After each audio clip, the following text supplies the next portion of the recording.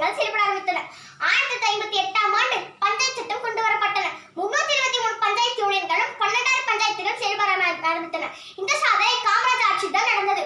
கட்டாய கல்வி, இலவச கல்வி, மதிய உணவு திட்டம் என பல திட்டங்களை கொண்டு வந்தார். ஏழை பணக்காரன் என்ற பாகுபாடு பள்ளியில் இருக்கக்கூடாது என்பதற்காக சீட திட்டத்தை கொண்டு வந்தார். இவரது ஆட்சியில் ஆசிரியர் நலன் காத்திட பல்வேறு திட்டங்கள் தீட்டப்பட்டன. மேலும் 3 நலன் திட்டங்கள்: நிரந்தர வைப்பு நிதி, ஓய்வு கால ஊதியம், ஆயுள் காப்பீடு. ஆசியா கண்டத்திலேயே காமராஜர் ஆட்சிதான் ஆசிரியர் நலன் காத்திட திட்டங்கள் செயல்பட ஆரம்பித்தன. மேலும் சம்பள உயர்வு மற்றும் ஓய்வு பெறும் வயது 55 58 உயர்த்தப்பட்டது.